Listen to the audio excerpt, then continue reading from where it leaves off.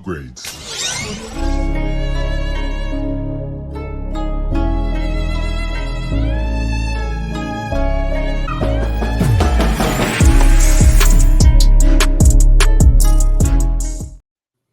Ladies and gentlemen, we are back yet again for another episode discussion on True Detective Night Country. We actually get Night Country in the context of the show this time. So we're going to go and unpack some craziness. It's going to take a lot. So I'm going to bring Vanessa in. What's going on, Vanessa?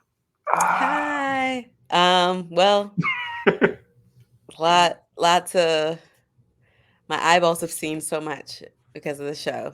It's too much. It's too much. But yeah, let's go Unsettled. ahead and let's go ahead and just kind of dive in, because the last episode, we were left at them at the hospital, and they got understanding like, oh wow, this is something else going on, because they got the footage. The footage showed the young girl, and it looked like she was in the cave, and she absolutely was in pure terror, and we didn't know what was going on because there was so much chaos going on in the hospital. Then we jumped right into this episode because now Navarro and Danvers are on the same page, like, okay, we know what's gonna go down. So it's crazy because it's also Christmas. Like, what is the date of this one? Is it the 28th or the 29th? I don't remember. I think we ended the episode on the 29th, I think. No, I don't know. Wait, no, in the actual episode? No, it was Christmas Day. Okay. Yeah, because we've been running like through this. We've been following them along. Yeah, it was just creepy. It's so creepy. It only adds to the creepiness of the show. Yeah, but going through that, like with Danvers' obsession and guilt, like she's just been going and trailing along the footage, and of course Navarro has been as well. But it became very clear that they don't know where this took place. And so that was why they ended up needing to get the help from the favorite, is he a geographer? I don't know what he is. He's a teacher. He's a teacher, yeah. And Danvers slept with him, and the wife let it well know that she hates Danvers for it. But he basically was like, no, this is somewhere else, and this is the area that's possibly been condemned. So as far as like the footage and what's been going on with that, and then figuring out also that some lights were cut, how did you like that aspect of it from a detective standpoint? Because it's actually a legit good detective story, in my opinion. I agree. I like the details they put in everything. Like, they connect a lot of the dots. There's a lot of questions, but they always follow up with them at least 1 or 2 episodes later. So I really like that she kept, obviously she's got like an obsession. Danvers has an obsession with like where Annie was when she died. And they figure out obviously her body was moved because she wasn't there and they didn't find her in an ice caves. And they figured out like there were whale bones and things like that. I love those little details, like just figuring out the little pieces, because at the end of the day, it's huge land that they're on. So it's going to be, I love that it takes like so many different random people, like a geology teacher, a veterinarian. Like there's so many different like things she has to tap into because she doesn't have like a robust forensic team or anything like that. So she has to do a lot of stuff herself, or like ask people that apparently she's slept with, because Danvers gets around. But it's like, but no, I love the details that they put in this because it helps like the viewer like kind of keep track of what's going on. But it's fun. I like it. I like the detective parts. Yeah, I really like that aspect as well. The other thing about this is that Danvers keeps putting everybody at risk to try to figure out what she needs. I mean, she puts the young man through hell and back in this episode because, I mean, he can't tell her no. Like, he looks at her like a maternal figure. That's class A 101. Like, he wants to prove something to her. Like, he says that he's trying to do it for his dad. He says, like, but no, like, he cannot tell this woman no because of her self-righteous need to tell him what he needs to be doing. But in this episode, like, she kind of has him go and help Navarro go out to the area to try to go and figure out what's going on with the guys. She has him already going through Christmas Eve, checking on some other stuff to find a lead into stuff. But it's kind of like Danvers is also projecting as well. Like a lot of that Mhm. is her guilt, and she doesn't know how to maintain herself. And of course, her daughter is rebelling. Her daughter doesn't Mhm. believe that Danvers really even loves her. And she's also trying to rediscover herself. And every single time she tries, Danvers keeps trying to push that away because there's a connection with death because of her Mhm. wanted to get connected with that. And then of course, man, her is he technically her assistant or is he kind of like her deputy? The dad. What is he to her? I thought he was like her partner, but I think he's like, yeah, I think he's like her second in command or something like that. I think. uh, Yeah, well, something. well, in this episode, he got the okey doke. He got ghosted, and Danvers could care less. The only person that really cares is the son, but he really couldn't even be there for his dad because he's running around trying to help Danvers. So, as Mhm. far as the relationship with the son, as well as relationship with the daughter, and also I guess everybody impacting that. What did you think about that as far as this episode? Because it's a lot. It's a lot of different things and threads. Because even her boss, technically, she was going over to try to sleep with him because she was emotionally compromised. And he's like, "What you Mhm. doing here, bro?" So, what did you think about those Right. different threads, relationships with her?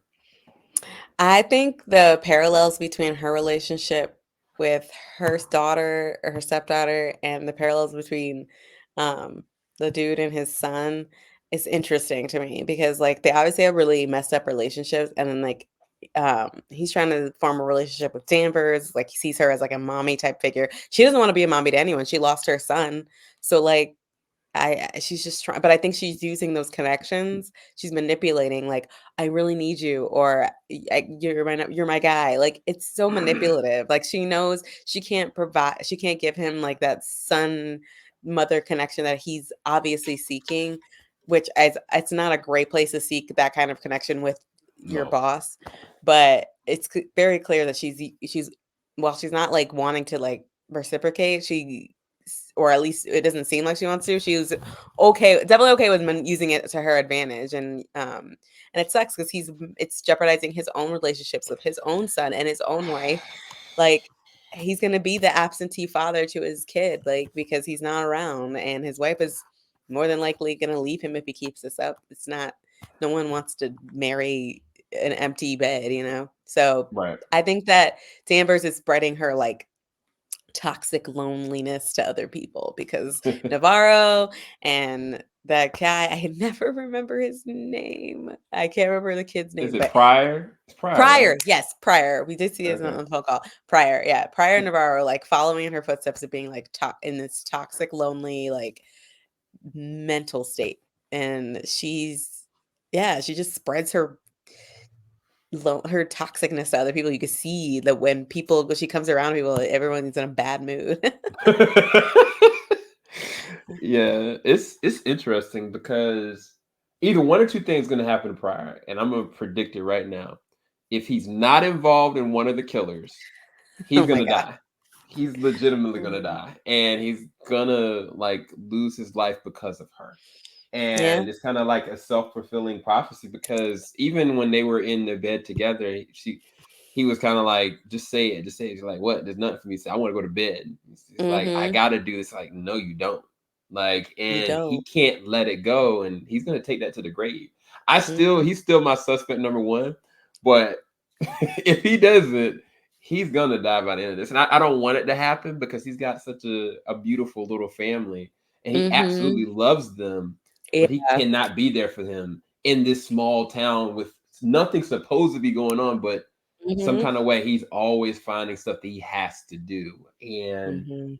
unless he changes his careers, man, this is not gonna end well for his family, unfortunately. Right. Um, but I think that's a really good segue because he technically was in a little bit of danger when he went with Navarro because they went Mhm. seeking out the hunters. They went to the hunters' location and come to find out the guys, and we knew this from the episode that he was gonna dip. Mhm. But the weird thing is they found the spiral all up in there. They found like Mhm. a talisman, what it looks like to me. It didn't look like just a a sheetrock. It looked like a talisman to me. Mhm. And they picked it up, and then as soon as they asked the hunters, like, "Hey, what happened to him?" Like, he left as soon as you came the last time, and then they were like, "You know what this is?" And the dog started to bark, and they stepped forward like they were ready to kill them. And I don't. What do you think is going on there? And do you think it's connected to what happened with the deer? Do you think it's connected to what's going on in the facility? Do you feel like not necessarily a curse, but there's something actually going on that they know? I'm curious your perspective on that because Yeah. I think they know more than they're obviously sharing. I think that spiral, that it means something, because we know, I guess, in the timeline of events, like, Annie K was dreaming about it, and the dream stopped when she got it tattooed on her. So this symbol is persistent. So they know something, and they know it's like maybe a gateway or a spell or something that they're afraid of. It's an ancient thing that they're scared of, or they're not, or it's a challenge. I don't know. But the way they reacted was very interesting, and it cuts away, so we don't really see like them following or like they're just like, "All right, peace." Like, it doesn't. So I'm curious as to what that means and why they would react like that. They're on in the like, far out of town. This guy has seen, like, from day one, or from the episode one, saw the deer kill themselves. So I'm wondering if he knows something's going on. He's just like, it's none of my business. Let it, what happens happens, because he doesn't seem yeah. that particularly nervous or whatever. They kind of all seem like they know that something's going to happen. Do you think, and again, this is me spitballing because I really don't know, and that's one of the things I'll give credit for the writing of this. This is all speculation because we really don't know where this narrative is actually going. But I was curious your perspective on if, say, hypothetically speaking, this has got to be about the minds Mhm. that a curse was put upon the town because of the working and doing certain things in the mines. Because they haven't really necessarily. I don't know why the townspeople wanted them to stop mining, Mhm. or why she wanted them to stop mining. But I feel like why would she be in one of those caves, like kind of just Mhm. talking? You know what I'm saying? Like Mhm. it doesn't make any sense. I'm more inclined to believe that this was somebody's cursed this town because the weird Mhm. thing is when the deer didn't officially go out and start killing themselves until there was no more daytime. Mhm. You know what I mean? Like as soon as the sun was gone, and I don't remember when sun's supposed to be coming back as far as Alaska. I don't know how, is it year long? Is it year round? Is it take a No, whole it's year? the winter. It's the winter. I think it's just the winter. It's like 28 Okay. days. It's like 28 days and a night, right? So it's a whole month, I think, of like Okay. just complete nighttime. It's just something weird about that. And that at that moment, it triggered everything. Like the water being Mhm. poisoned, the deer's going out. So I don't know. I was thinking maybe it's like a curse. I mean, Yeah. they've been saying that throughout this whole entire episode. And even down to the last part of it, like what happened with Danvers, what happened to Navarro, like Navarro is speculating that she's cursed. Um, but I guess that's a good segue to talk about her sister. Um, Mm, in this episode, I mean, the last episode she was already dealing with a lot, but in this episode specifically, it was kind of like Danvers found the sister outside, and it looked like she was trying to take her clothes off. Like she mhm. had her top off, but she was kind of pacing around, looked like she was praying. So Mhm. she didn't completely unclothe. She just had her jacket off. And then, Danvers came up to her and helped her out. It was a really beautiful moment. And then of course Navarro knew like she needed to get her checked into a facility. Now Mhm. she got to the facility, and the weird thing is, I was going to ask you about this and bring it up, is that she said you knew you were going to be here. Yeah. Um, and they ended up in the lighthouse. We know at the lighthouse, she all of a sudden saw the orange. And then from there, she saw her dead mother. And her mother was Mhm. dead, and it freaked her out. And then the next call that Navarro had with her, it looked like she was outside. She was at the same exact location that she was at before. But the Mm-hmm. weirder thing is that she took her clothes off in the same exact placement as how all the different dead researchers were and just walked out. Um, what is your take on all of that? I mean, I guess we can kind of start with how did she know she was going to end up at the lighthouse?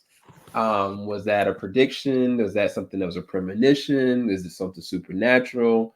Something she's planning? It's just it doesn't seem like a coincidence. But I was curious I how you thought about it. I thought I considered visions, but I do think that this was something they had talked about in the first episode. I wonder if it's something that she thought it was just like inevitable, like I'm gonna end up here, or is it something that she just knew she was gonna like we see that she's having visions and seeing things that aren't there, and we know that Navarro, both of those Navarro sisters see things that aren't there. That was confirmed this episode. They both see dead people, literally. Um, which is insane. So it's possible that it was a prediction, or it's possible that she just was like, I know I'm going to be here, but maybe it's a part of vision she saw. But the fact that she like took her clothes off, folded them up in the same way that the researchers did, and we haven't seen her body yet, so we don't know if she died like they did, where like in fear. But from what the Coast Guard or when Navarro was told, she walked into the ocean until she fell like drowned into the freezing waters. That has to be so cold, and the tolerance of, like, being just able to do that, and which means she must have been so gone out of her mind that, like, she could just walk that long and then drown because, like, she didn't freeze to death first, like, that's crazy. Right. I feel sad for her because she was obviously battling with demons, same ones that, Evangeline is going through, but, um, are these demons part of their her schizophrenia, thing, or is it something else? Is it something haunting the town? And she's just like, I'm checking out. I don't want to be part of this, you know? Yeah. The weird thing about it is that we know that Navarro is seeing stuff because for some crazy reason, the researcher that was alive last episode woke up Mm-hmm. and was saying all this crazy stuff too. Mm-hmm. And like it just didn't make any sense. And then all of a sudden, like he goes and says some craziness. Now it could have been in Navarro's imagination, but it didn't seem like it. And Mm-hmm. that was, some calling signs. But it's not just Navarro. Danvers is seeing stuff too. Mm-hmm. And I think that's the thing that like I think it's easier to say that both the sister and Navarro are dealing with mental illness. I do think that they're dealing with trauma, but I don't necessarily believe in the context of this narrative that they're dealing with mental illness. I think that there's actually something supernatural going on. But to be fair, Danvers is dealing with trauma too. And I Mm-hmm. mean that could bleed over into mental illness. It's so hard. Like I think it's good writing because Mm-hmm. It is. with Danvers, she's when did wait the polar bear? Who found the polar bear in the car this time? Was it Danvers or was it Navarro? Because I got scared. Navarro picked it up.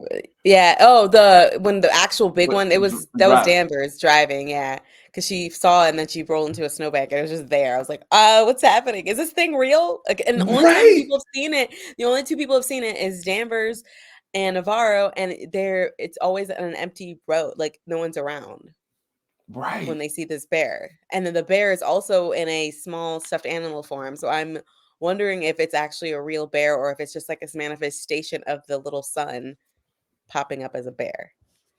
That's the weirder thing because the last time that Danvers, saw the bear, she had the bear on her, and then the son's arm, I think, is what pulled her when Mm-hmm. she was kind of asleep. Mm-hmm. Hold the And hand came on her shoulder, yeah. then even Navarro kind of brought it up this time. It's like, go help my mom or go find my mom. Navarro brought it up, and it triggered Danvers. Danvers couldn't handle it. Danvers is Mm-hmm. like, there's nothing coming for us. There's nothing on the other side. And she's like, what about the bear? Was this his? And she kind of threw it outside. And then, now, of course, that's what she told Navarro told her, like, what happened to her sister. But then it brought up another conversation. And I'm trying to pull it up about this specific sequence that Mm-hmm. basically drew the line between their relationship. We don't really necessarily know the context of it, but we do know for a fact that somebody did cross the line. I'm not sure who shot. But Danvers was like, you saw something. You saw something that day, and Navarro didn't want to say anything. And of course, I don't know what the heck this was about. But the way that they did the timing for that, it freaked me Mm-hmm. out. Like, what do you think is going on with this? I mean, it's pretty like the scene itself. My guess is that Navarro saw something in that moment Mm-hmm. that indicated maybe he saw the ghost of this girl, and the girl told her basically pointed it was pointing that He that did was the it. man who killed her. Yeah. Mm-hmm. So Navarro says that to Danvers, and Danvers shoots him. And the reason why Danvers is like, you saw something, is so adamant about it is because if she has to believe that she saw something because His she's shot him. justification. Yep. Yes. So we don't have confirmation of that, but that's what I'm guessing. So I'm and it's interesting because Danvers seems like such a straight arrow, like, oh, I don't believe in that. I mean, literally insults everything that has to do with any mysticism. So it's interesting that she would hold on to that. And why would she hold on to that? Because she Right. probably shot him. So Right. that's my thought on that. I think that's a really great. It's a really great guess. I think I completely agree with that. And it's interesting because before that, they had a conversation about what happened. Was it to Danvers' mom or was it to the dad? I think it was the mom. I can't remember. Um, she was losing a parent, and it Mhm. was her. Yeah, it was her mom because her dad Mhm. basically was like, "Go and pray, and it'll fix Yeah. this." And she kind of talked about from the moment that the mom, got sick to the moment the mom, passed away. She literally was on her knees, just hoping, and like it's just interesting to see kind of what brings Danvers to where we also know her now. Um, but there's so much context, man, because then we go to the end of the episode and Danvers finds, they both find somebody that looks like the suspect because he's got the jacket. And then they fall into this condemned abandoned area. And I thought that was a terrible idea. Like, why don't they call for backup? Is there nobody else in the town that they have? Is just them? Like, is no one else? Right. Like weren't there a whole bunch of dudes that were trying to like mess up the crime scene? Like, don't they have other people? But No, remember those were the people that I think didn't they all get crazed at the hospital? There's no one left. oh, And, you're or it's also right. Christmas Eve. Like I think most people are at home. Yeah, but them jokers I decide to also go think out there. I think And, they're all got crazed from being outside. it's the water. Um, It's the water, bro. It's the most consistent thing. It's the water. um, so they go out there and they go and they see the guy, they see the suspect, Mm, and Navarro sees something else, decides to go down and leave her partner. Danvers goes up, tries to check on the guy, see what's going on. Come to find out, somebody they'd already seen before, he just got the jacket from the suspect. And he was like, mhm, he's not here. It's like, where is he? He's in the night country. And that's when they actually officially use the title into that. I don't know what the heck that means. But God, Navarro sees what she thinks is somebody kind of walking out of the water, um, and follows that until the trail is cold, and then she goes and walks up on this huge Christmas tree. And mhm. I was just like, yo, this is just nightmare fuel. Like the whole entire episode. I don't know if when y'all see this, when y'all want to into the comment section, like this was a horror episode. Like this had me Mhm. cringing most of the time. Like, But you finally get to the point where she sees something, and it looks like, isn't it look like the same as that girl that pointed before? Was that a different girl? I don't know. I turned away, to be honest with It you. did look like, yeah, it did look like the same girl. Mhm. Like the So, one that they saw, like, or the dead girl from years ago. Yeah. because it was like a mark on her head. That was Mhm. the only thing I could pick up, and I don't know why that mark is in that specific spot. Um, but either way, Danvers goes and tries to look for Navarro. She finally sees her. She's literally in a catatonic state. Mhm. Like she's in shock. The weird thing about that is her ear is freaking bleeding. So, okay, what do you think is going on in this?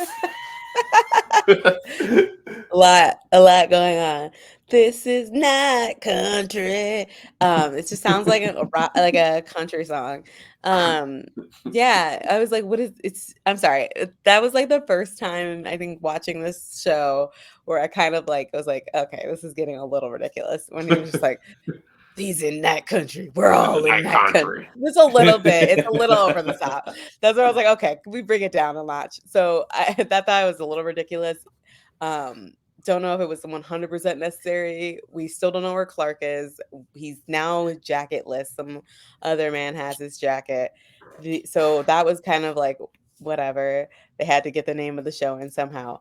But the Navarro stuff with the Christmas tree, I was like, what is happening? Who set up a damn Christmas tree in here? Is there Right. a Christmas tree in here? Like it was throwing me off. And then she sees this girl, and I'm wondering if she sees a vision from like what is like how I what is going on? Like what's going on? And I don't know. I don't It's obvious that Navarro sees visions and sees things and can speak with dead people or see them. What does it mean? I'm genuinely perplexed by this stuff with Navarro. I don't know. And like her ears bleeding, plus like she's got her ass beat, so like she's going through a lot. Like she's going through a lot. Yeah, because I didn't know whether or not Navarro got possessed, I had considered or that.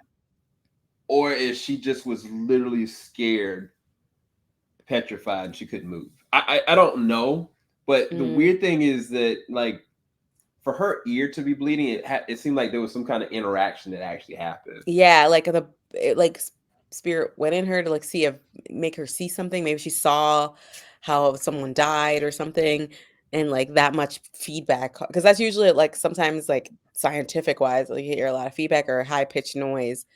It Mhm. could bust. You could pop your eardrum. You could bleed from the ears or pop a blood Right. vessel. Yeah, and I So I'm think wondering. when Danvers found her, the Christmas tree and stuff was there. So Mhm. Someone I, set up a Christmas tree. making freaking sense, bro. Very strange.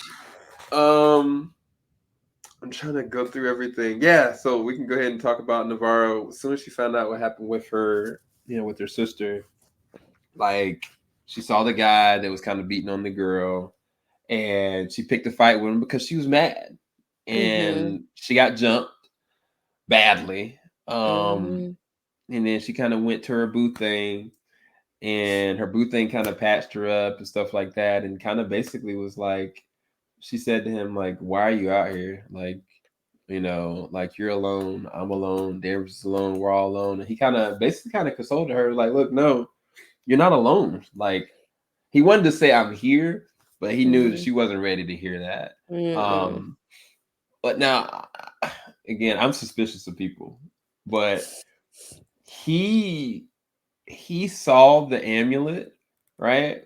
And he Mhm. kind of And now it's telling him. nonchalantly was like, "Oh, what's this?" And it's like, really? That's a weird thing to ask. Okay. And then while he kind of consulted with her, she eventually patched up and leaves. But now she just doesn't have it on her person. So I now definitely think he took it. I'm kind of Yeah. like, is he with the crew that they went to initially? Like, is he involved? What that's what I was gonna ask you. What do you think? I definitely have my suspicions about him. I don't think he's who he says he is. I think there's more to him. I don't know if he's a bad guy or what, but I definitely think there's more to him than meets the eye. But I feel bad for Navarro. It's clear like she doesn't do like loss well, and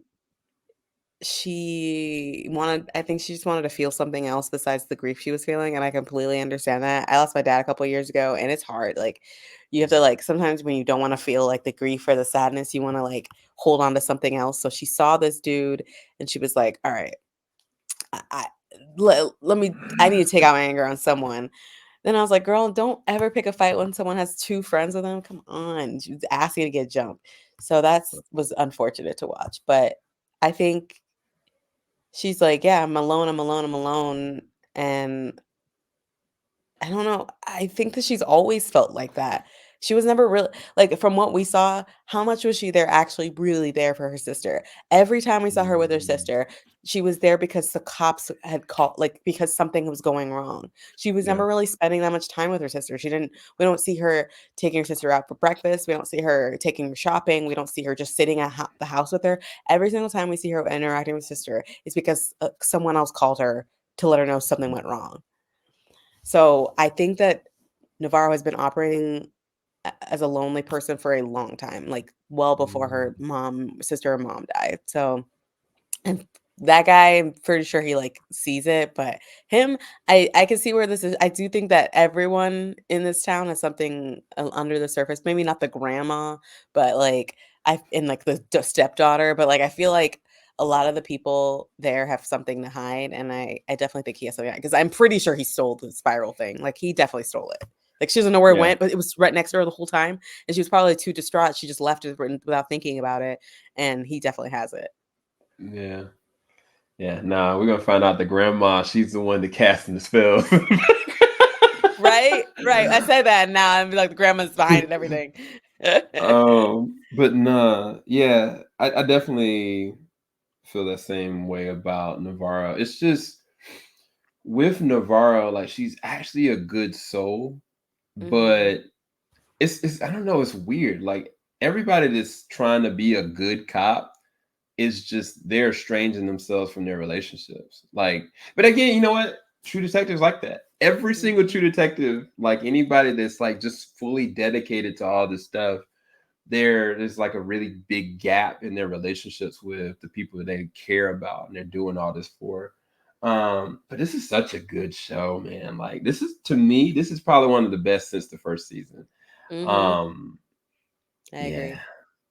yeah. It's I fun to want to. watch, and it's a horror show. This season's definitely a horror show. It is. It's freaking me out. Um, is there anything else we didn't touch on?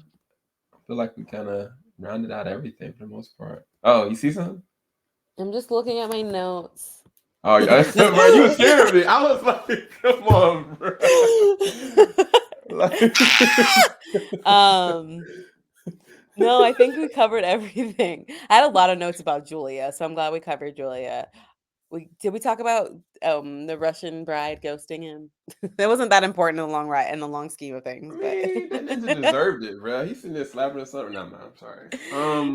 but I like mean, his it is reaction to pretty it was kind of sad. wild, right? Or is he like, I think he's gonna explode later because his reaction was just very like, oh, okay.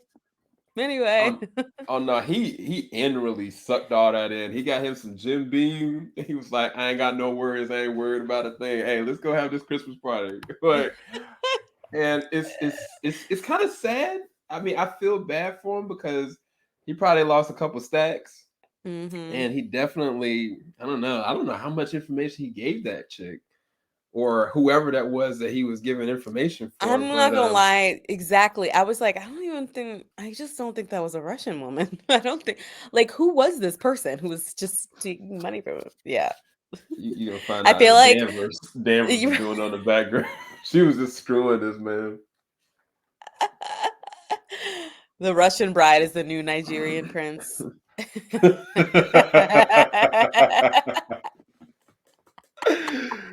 Oh shoot, I can't. Hey, if you're sending money to someone you've never met before, like you kind of deserve to get scammed. Like you paid for that. That's you pay for those services.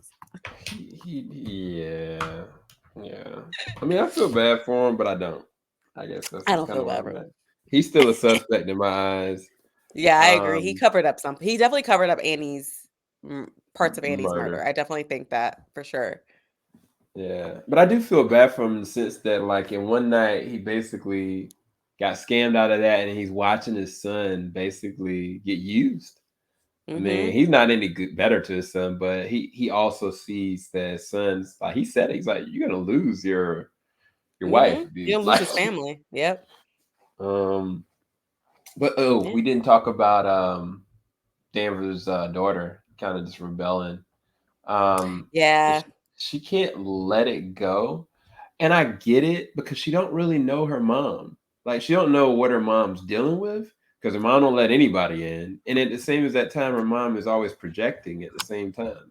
Right. So so it's kind of like I don't know. I feel bad for the little girl. Like I think the son prior and her, I'm worried about something happening to both of them. Mhm. Like they're kind of the innocent souls that are kind of like in the mix. But I mean, what do you kind of feel like as far as with her, where that's going? Yeah, I think that this her stepdaughter is trying to find her own coming into her own, and I think that's great. But the problem is,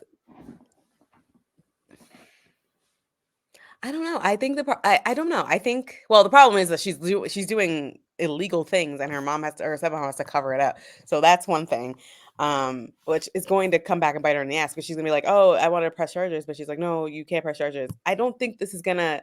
This is a like more police corruption. Like you shouldn't be doing technically shouldn't be doing that, but I think Danvers uses that to protect her kid, and I think that she uses that also to protect Pryor and to use him, and but she doesn't care about either of them. I just don't see at any point in time where she actually shows genuine care for either of them. Yeah. Because when she was like packing up, her stepdaughter was packing up and like, I'm leaving, Lila. She's like, no, no, no. And then she just, you could see right in the middle, she just gave up. She was just like, I actually don't. I could tell she was, and Jodie Foster was a good actor because she was just kind of like, no, no. And I could just tell, I'm like, she's not, there's no passion fight behind her words. She does not care about this girl. She doesn't care. She just had an obligation to her and she just let her go. So I think that that's like, she has no use to her like Pryor at least has some use to her. So I think that she's just a user, you know? All of Danvers' relationship seems to be what can benefit her. And with Mm, Navarro, I don't know what their relationship is like equally messed up because they seem to like need to be around each other, mm. but they just bring each other down clearly. Like they're by the end of the episode or like by the middle of the episode, one of them was beaten up, the other one was a drunken mess driving around drunk. Like, yeah, I Yeah. think What it's a best for sorry, go ahead. no, no, no. Go ahead, go ahead, go ahead. I said I think it's best for like both the stepdaughter and Pryor to just like let Danvers go. Yeah, it is telling that Navarro went to Rose's house to say Merry Mhm, Christmas and got like a whole little backstory about Rose being mhm, like a former professor or teacher and mm, she just couldn't handle it anymore and she kind of escaped and is like, oh, this is better except for the dead people. But she didn't go to Danvers' house to say Merry Christmas. mhm, Like that's telling. I mean, I think that's a mhm, testament to what you literally just said. I do think the issue with the relationship with the daughter is a little different than prior because I don't think she has the emotional capacity or the stability to have a maintained relationship with this girl. mhm, I think he mhm. I think she really does love her. I think she really does care about her, but she can't. She can't even care for her grandson herself. Like she Right. like she doesn't have the capacity of really being able to truly care, but I think that she Mhm. does love the girl. She wants to. I think she wants to be able to be there, but she can't. She really Yeah. can't. It's so interesting because like Navarro's relationship with well, her former relationship with her sister is like she absolutely loves and adores her sister, but she couldn't be there Mhm, for her, literally. And then it's kind of like Danvers has more time to be there for her daughter, but she can't emotionally because she's dealing with the trauma of losing her previous child. mhm. And so it's I don't know. It's a very slippery slope, but it was cool to get a backstory from Rose because Rose is just so chill and cool. Do we Yeah. trust Rose though? I don't trust anybody. I don't trust nobody. I don't trust anybody. I find her the most interesting, but I don't trust anybody. So we'll just leave it there. I don't think she's Because like it has anything to do with anything. I think she's just like there to be like the town weirdo. But I don't know. Maybe I don't know if you. Maybe not. Maybe she is more important because I don't know if you would bring someone like Fiona Shaw in and not have her do much in the show. You know. because the thing about it is, if we're looking at the amount of people that actually have seen dead people, Rose was first, Mm-hmm. then it was Navarro, and it's kind of like I don't know how this woman is seeing these dead people. Like that's the weird part of all of this is that she's absolutely seeing stuff Mhm, mhm, and and she just chill about accepts it. it. Yeah, she She accepts it. She's the she only one that embraces it. accepts it. Mhm, she loves it. She's Right. like, "Cool, I'm seeing my dead husband, boy, guy, person." So I don't know. Like that's the one she because of her, I had to question everything. I think that's the thing. Right? If she That's wasn't there, I could really truly pick apart like the psychosis issues with everybody else. But because she's just chill, sees dead mhm, people, found the dead bodies out there, unless she's mhm. directly involved. That's why I asked you, do you trust her? I don't think she's Unless involved, but we don't know. I don't know. It could be her, it could be the grandma, it could be anybody. It could be the kid. the whole freaking town is corrupt. Everyone, because it's the water. It's in the water. It's in the water. Um, yeah. So we, I think, gone through it all. We went to the unknown, and Night yeah, country. I don't know. I'm freaked out by Alright, this thank this you. thing. Alright. So okay, what do we give this episode as far as rating? I will give it I'm gonna give it a B plus because I think there was a little bit moments where it was just a little bit over the top, or it was like, and then there was just stuff that got cut off. Or I was like, we spend more time with this. So I feel like it does feel like sometimes they're rushing through to get to like the big stuff. So Mhm. it just felt a little bit of like too many twists and turns for me, but it was still very, very good. And also, yeah, yeah, I think that all the detective stuff was great. So, what about you? A minus. I think the thing about it is just so much to absorb and then Mhm. talk about. Like, I mean, the fact that we've been talking 42 minutes, I think we did a really good job of being able to unpack everything. Because initially we started this Mhm. conversation, I was like, there's no way I can be able to. I have to take another day to Right. think about this. It's too much. Like, it's almost like two episodes in one. The moment that Mhm. they hit the ice and what was the freaking saying? I can't even find that. When they got right here, I was like, oh, they're gonna cut the episode right here. No, Right. they Just keep kept going. going. It kept going. I was like, "Ah, there's so Um, much." and I like that because it's giving me what I want as far as entertainment, but it's a lot to absorb from a critical standpoint. But yeah, A Mhm. minus for me. I still think that this show is like legit A1. So It's good. just the horror aspect is just it's a lot, bro. I'm freaking Mhm. out. But I want to see more. So yeah, Agreed. we're gonna go. Hope you guys did enjoy this review. Vanessa, it's your time to plug. Where can everybody find your Uh, content?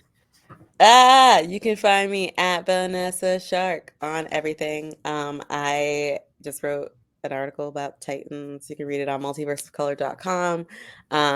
And find all my other stuff at vanessashark.com. Follow me on Twitter, Instagram, blah, blah, blah. Boom. Done. You're getting so good at that. All right, guys, we're gonna go. Make sure you like, subscribe, hit the bell button. Go and follow Vanessa. Jorge will be back eventually, I promise. Thank you guys Eventually. so much.